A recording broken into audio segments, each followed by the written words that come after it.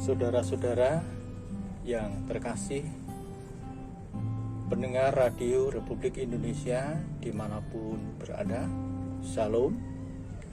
Biarlah damai sejahtera kemurahan Allah melimpah atas kita semuanya. Selamat mendengarkan acara Mimbar Agama Kristen dengan tema Bersukacitalah senantiasa dalam Tuhan, yang terambil dari Kitab Filipi pasal 4 ayat 4 sampai ayat 9. Demikian firman Tuhan.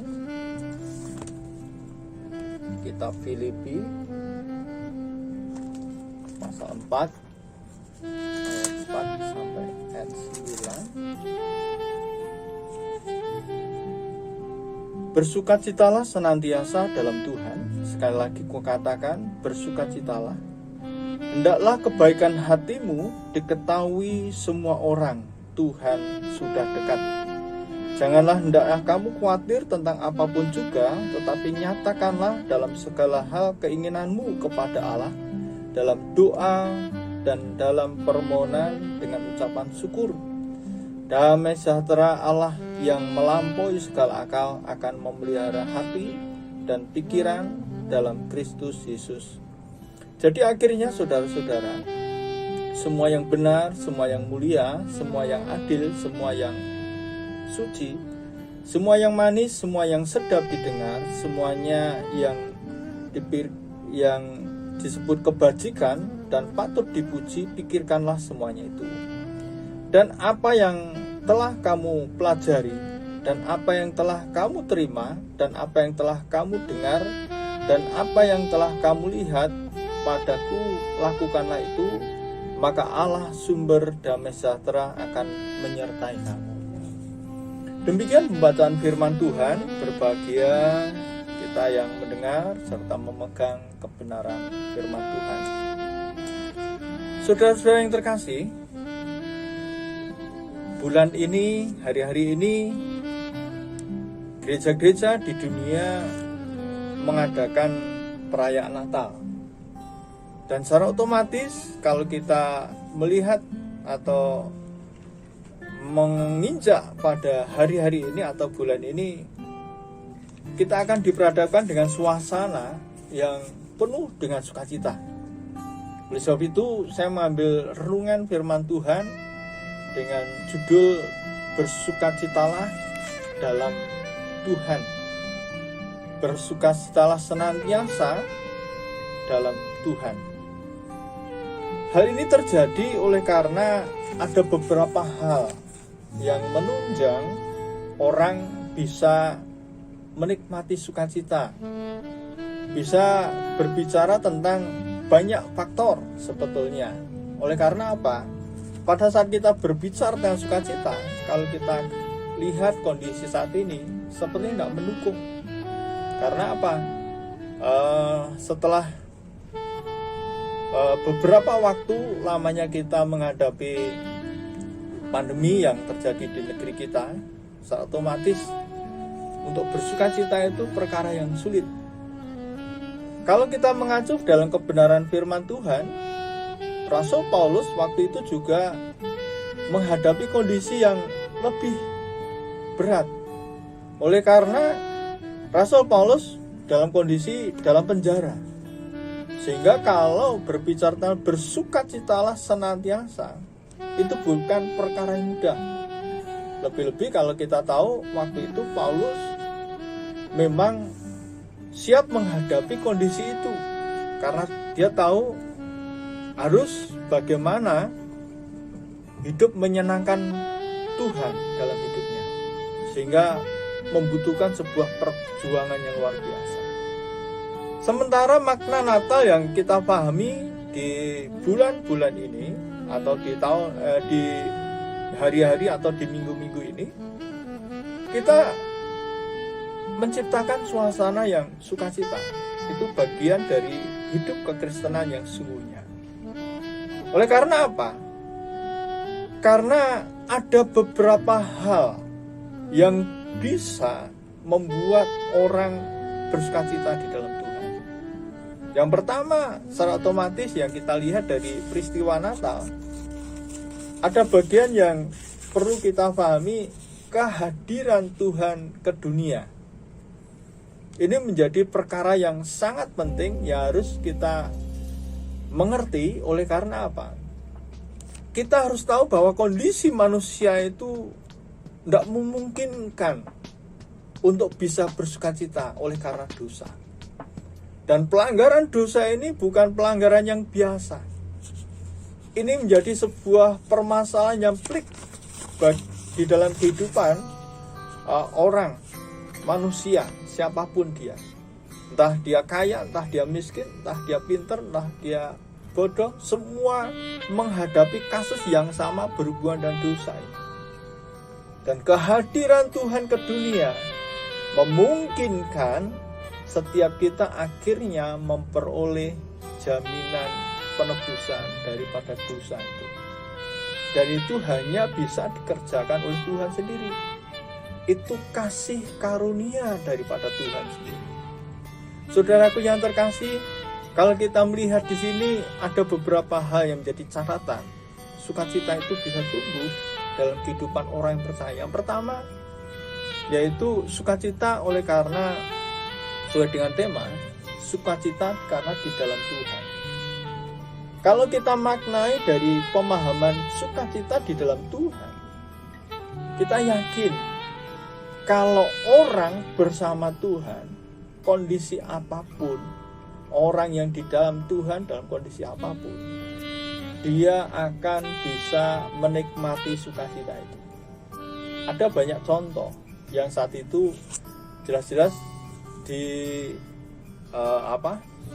terjadi pada murid-murid Tuhan Yesus.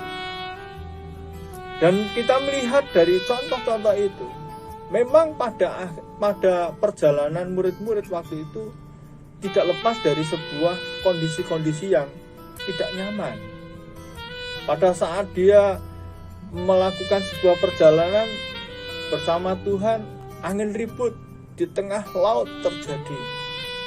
Tapi pada akhirnya setiap hal terjadi diizinkan Tuhan membuat murid-murid akhirnya bisa berbahagia. Oleh karena apa?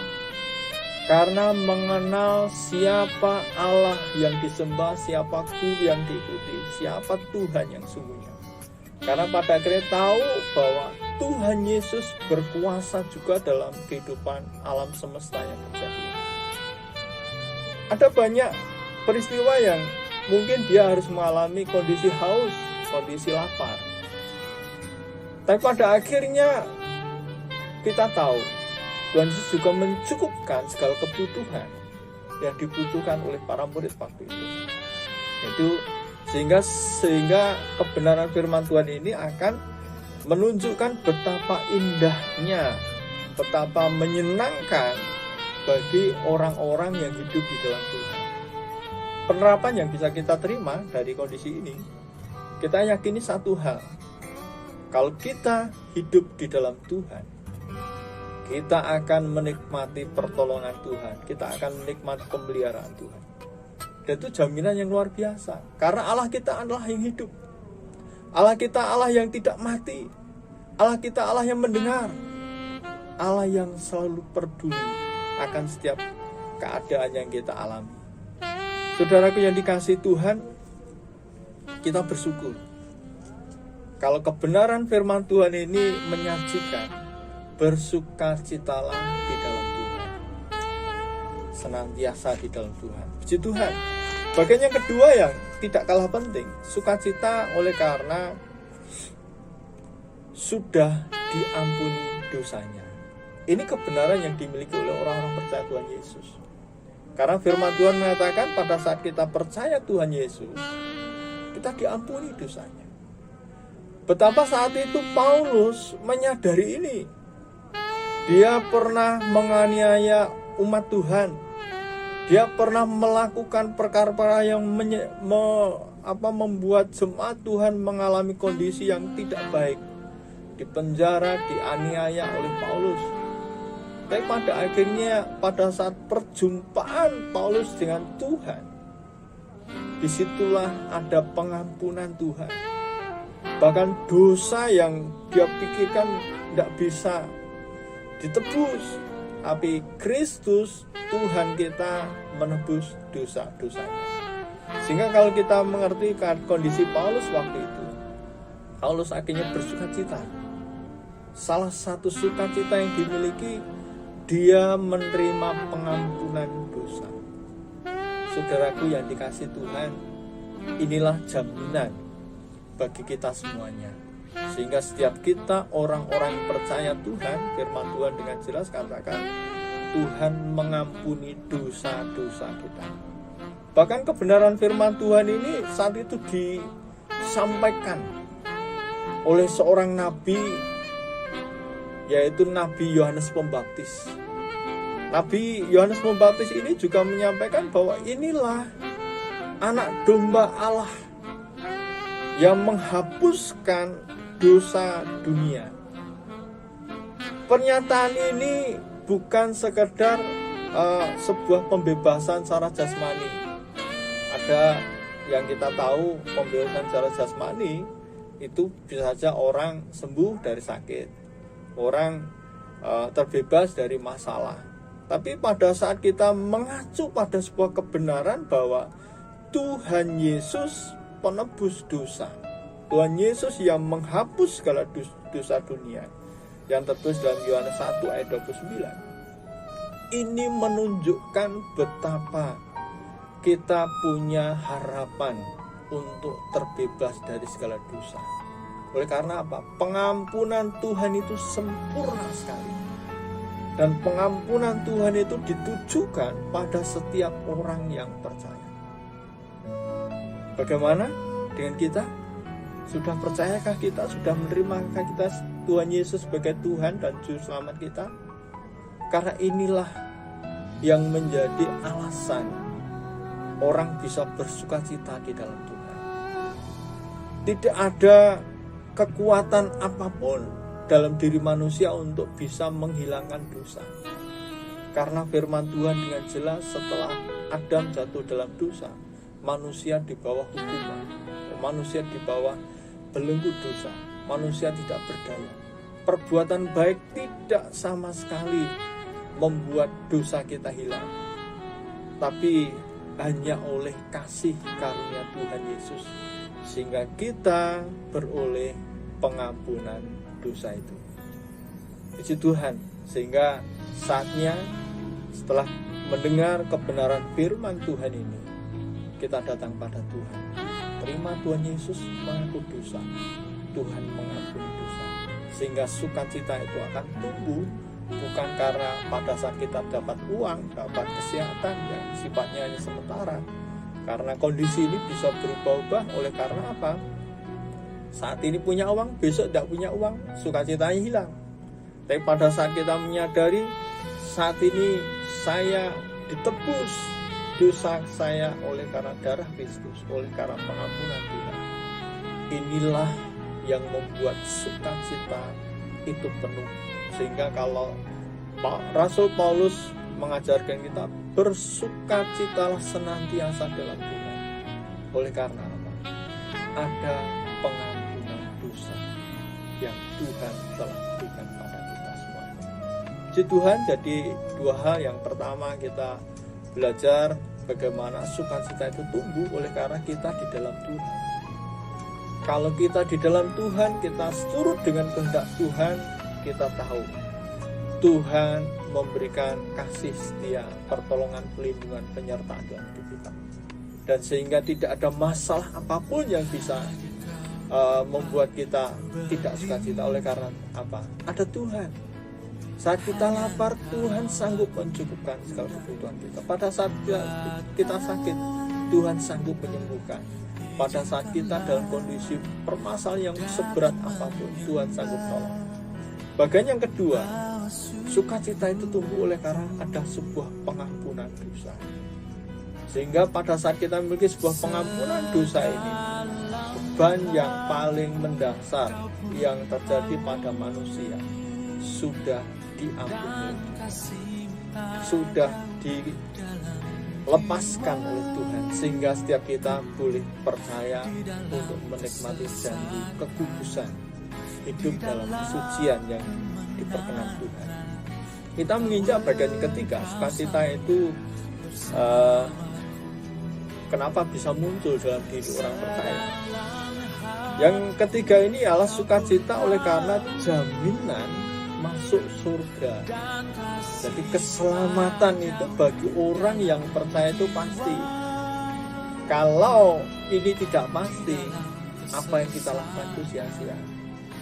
Kenapa kita bisa memperoleh sebuah kepastian tentang surga?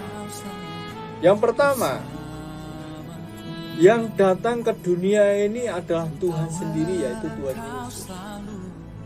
Ini terjadi oleh karena Tuhan mengasihi setiap manusia, orang-orang yang berdosa. Tuhan tidak memilih orang-orang tertentu yang menyenangkan atau baik di hadapan Tuhan dalam tanda kutip menurut ukuran manusia. Tapi pada saat kita datang pada Tuhan dengan sebuah kerendahan hati, dengan segala dosa, dengan segala hal yang tidak menyenangkan sekalipun, karena kita mau menerima Tuhan Yesus, kita diampuni dosanya. Dan pada saat itulah Tuhan menempatkan kita sebagai anak-anak Allah. Saudaraku yang dikasihi Tuhan, anak-anak Allah ini menunjuk pada sebuah pengharapan yang pasti. Oleh karena apa? Yang memiliki rumah Bapa itu anak-anak, dan kita ditempatkan sebagai anak-anak Allah. Tuhan Yesus menyampaikan sebuah kebenaran dalam Yohanes bahwa di rumah Bapakku banyak tempat. Itu disampaikan waktu itu Tuhan Yesus dalam kondisi yang belum mengalami aniaya. Saat itu kebenaran firman Tuhan itu disampaikan oleh Tuhan Yesus, memberikan sebuah jaminan bagi kita semuanya bahwa kita akan memiliki surga, karena rumah Bapa di surga itu jelas sekali tertulis dan disampaikan oleh Tuhan sendiri.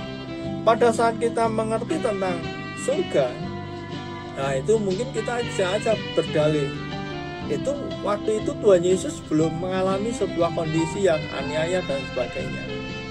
Tapi lihatlah setelah Tuhan Yesus dianiaya, Tuhan Yesus mati di kayu salib, terus pada akhirnya dia bangkit pada hari ketiga. Ini sebuah pengharapan yang luar biasa, karena dia membuktikan Allah yang hidup, Allah yang maha kuasa, Allah yang tidak terkalahkan oleh maut. Tapi lebih dalam lagi, pada saat 40 hari Tuhan Yesus naik ke surga. Inilah jaminan yang membuat kita akhirnya bangga punya Allah seperti Tuhan Yesus. Oleh karena apa? Disitulah letak jaminan hidup, karena dia tidak mati seterusnya, tapi dia bangkit. Bukan hanya bangkit, tapi dia naik ke surga. Dan ini wujud keilahiannya yang menjamin kepada kita orang-orang yang percaya padanya, bahwa setiap kita orang yang percaya Tuhan Yesus memiliki sebuah jaminan surga. Firman Tuhan dalam Matius pasal 28 ayat 18, Tuhan Yesus berkata, segala kuasa di bumi dan di surga sudah diberikan kepadaku. Ini bentuk pernyataan Tuhan Yesus setelah Tuhan Yesus bangkit dari antara orang mati. Dan rupanya didukung dengan kenaikan Tuhan Yesus yang disaksikan oleh 500 orang lebih. Dan itu bukan perkara yang biasa-biasa. Oleh karena kalau dari sisi saksi ada banyak saksi, dari sisi kebenaran saat itu luar biasa. Tuhan Yesus terangkat secara luar biasa, dan malaikat-malaikat akhirnya menyambut Tuhan Yesus naik ke surga dengan luar biasa. Saudaraku yang dikasihi Tuhan, inilah letak sukacita yang menjadi bagian yang perlu kita pertahankan dalam hidup ini. Kita bisa aja mengalami kondisi tidak baik di dunia, tapi satu hal yang harus kita miliki dengan sebuah keyakinan, kita memiliki surga yang mulia. Karena apa? Pada akhirnya kita akan melihat perkara yang di dunia itu tidak sebanding dengan apa yang Tuhan sediakan bagi kita. Kemuliaan kekal yang luar biasa. Beberapa waktu yang lalu saya melayani keluarga yang dipanggil itu. Saya sampaikan, kesedihan bagi orang percaya itu hanya kesedihan sementara. Mungkin hanya butuh beberapa waktu untuk penyesuaian, karena ada seorang suami yang ditinggal istri, ada seorang anak yang ditinggal oleh ibunya, atau seorang cucu yang ditinggal oleh neneknya. Tapi pada akhirnya harus kita pahami, ibu, nenek, istri ini sudah di dalam Tuhan. Dia sudah mendapat jaminan surga yang mulia. Sehingga sebuah kebanggaan orang-orang yang percaya pada Tuhan Yesus Kristus adalah dia sudah mendapatkan surga yang mulia, sebuah kepastian hidup. Sehingga apa yang menjadi alasan kita tidak bersukacita? Saya pikir tidak ada. Pertama, kita sudah di dalam Tuhan. Kalau kita hidup dalam Tuhan, kita dalam naungan Tuhan, dalam perlindungan Tuhan, dalam pemeliharaan Tuhan, sukacita itu luar biasa. Kondisi yang terjadi tidak akan membuat kita akhirnya mengalami sesuatu yang menakutkan. Yang kedua, tadi kita berbicara bahwa karena pengampunan dosa, permasalahan yang paling pelik, yang paling pokok yang dihadapi manusia hanya dosa. Karena dosa inilah akhirnya ada sebuah kematian, ada sebuah hukuman yang ditetapkan Tuhan, yaitu neraka yang tidak terbatas waktunya.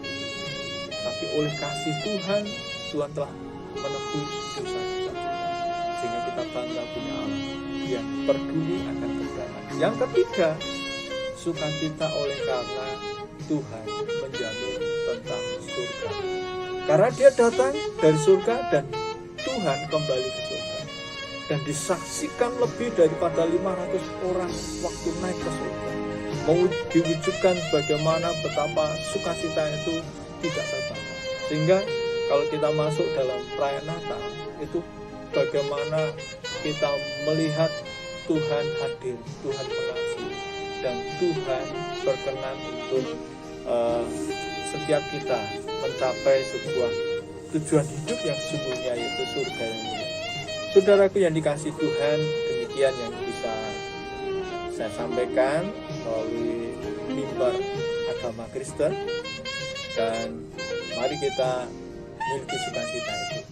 Bukan perkara yang sederhana yang kita lihat sehari-hari dalam bentuk hal jasmani, dan mari kita memiliki sukacita oleh karena jaminan hidup di masa mendatang kita, yaitu surga yang mulia. Tuhan Yesus memberkati kita semuanya. Saudara-saudara yang dikasihi Tuhan, sebelum kita mengakhiri acara mimbar agama Kristen hari ini, mari kita berdoa terlebih dahulu, dan setelah itu kita akan mendengarkan sebuah pujian melalui mimbar ini. Kita berdoa bersama di hadapan Tuhan. Bapa di surga, kami mengucap syukur karena sukacita itu Kau berikan pada kami. Kami percaya Tuhan, karena sukacita itu tidak bisa kami bentuk, akan muncul dalam diri kami. Tuhan telah menaruh dalam hati kami, yaitu hidup dalam penyertaan, dalam pelindungan Tuhan. Lebih daripada itu, Engkau sudah menghancurkan permasalahan hidup yang paling pokok, yaitu dosa. Lebih daripada itu, Engkau menjamin hidup kami, yaitu dalam kekekalan, yaitu masuk dalam kerajaan surga yang mulia. Tuhan, biarlah kami miliki semuanya itu menjadi bekal sukacita, sehingga dalam menjalani hidup ini, karena kami memiliki sukacita itu, apapun yang kami kerjakan dengan sukacita, dan kami diberkati oleh Tuhan. Berkati para pendengar Radio Republik Indonesia yang kesempatan mendengarkan firman Tuhan. Apapun beban masalah, Tuhan tolong berkati pribadi, keluarga, usaha, pekerjaan, apapun pelayanan yang dikerjakan, Tuhan berkati, nyatakan kemuliaan. Berkati juga RRI di tempat ini yang memberikan kesempatan kami untuk menyampaikan kebenaran firman Tuhan. Staff semua Tuhan berkati, semua kru yang ada di tempat ini Tuhan berkati. Demi nama Tuhan Yesus Kristus, kami terima berkat Tuhan dalam nama Yesus. Haleluya. Amin. Shalom.